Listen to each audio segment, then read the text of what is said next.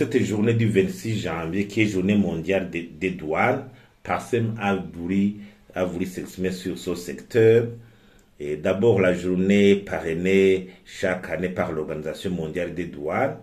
150 États en sont membres et le siège de l'organisation est à Bruxelles.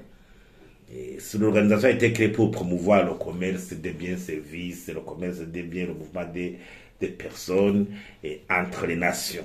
Et cette occasion nous est chère alors de nous exprimer par rapport à ce secteur. D'abord, les douanes, et le secteur des douanes a un rôle important, primordial dans le développement économique d'un pays. D'abord, il constitue la base de développement du commerce extérieur, commerce import-export. Chaque pays ne peut pas, aucun pays ne pouvant pas vivre en autarcie, il doit s'ouvrir au monde pour promouvoir le commerce avec le monde extérieur à travers l'import-export. C'est le service des douanes qui doit assurer la promotion de ce commerce. Outre cela aussi, le service de douane constitue une source des recettes de l'État à travers la perception des droits de douane. Dans le budget actuel, par exemple, on est à 160 milliards de recettes liées à la perception des droits de douane.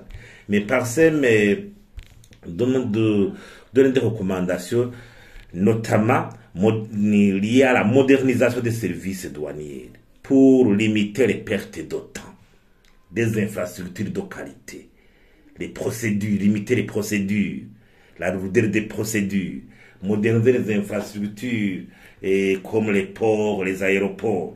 Il faut aussi renforcer la capacité de contrôle des marchandises par les services douaniers au niveau de la qualité, éviter la surfacturation, éviter l'entrée des marchandises en mauvais état ou une surfacturation qui nous cause un tort énorme, un préjudice au niveau de la gestion de nos devises, alors que actuellement nous en avons en très petite quantité. Cela nous impose une gestion parcimonieuse.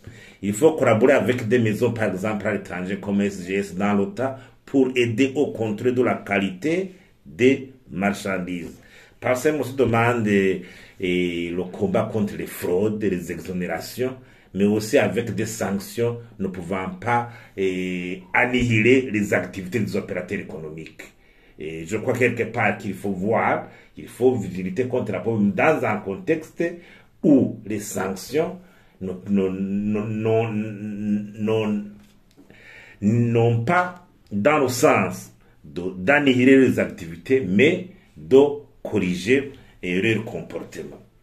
Les exonérations aussi. Les exonérations actuellement, quand elles sont accordées en dehors de la loi, les exonérations constituent une fraude déguisée. Et la conséquence est que ces fraudes, ces exonérations causent une concurrence déloyale au sein du secteur privé. Quatrièmement, il faut analyser le contexte macroéconomique actuel et de pauvreté pour que les droits de douane, d'abord, ne causent pas l'inflation des biens et services, parce que tant qu'on augmente les droits de douane sur les marchandises, il y a tendance à ce que l'inflation aussi soit une réalité beaucoup plus préoccupante. Il faut aussi contrôler que les droits de douane ne limitent pas l'entrée des biens dans notre pays. Vous savez que le pays le Burundi actuellement a besoin des produits de première nécessité, le sucre, le carburant ou autre. Si on continue à augmenter les droits de douane, et je crois que quelque part ça peut limiter l'entrée des biens dont nous avons besoin sur notre territoire. Ou bien les droits de douane peuvent aussi être à l'origine du découragement des exportateurs, les droits de sortie.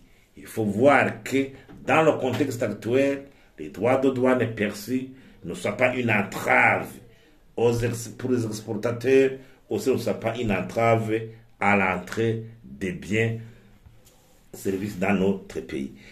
Et cinquièmement aussi, il faut que le gouvernement prenne des stratégies, des solutions concrètes pour que le Burundi aussi profite de son adhésion dans le territoire douanier de l'East African Community. Parce que les récents chiffres Les récentes études ont prouvé que l'entrée du Burundi dans le territoire douanier de l'East African Community a fait du Burundi un pays qui importe plus dans ces pays au lieu d'augmenter ses exportations pour générer des devises. J'imagine que quelque part, il faut une introspection, il faut une analyse profonde de ces causes pour rectifier le tir, pour inverser la tendance.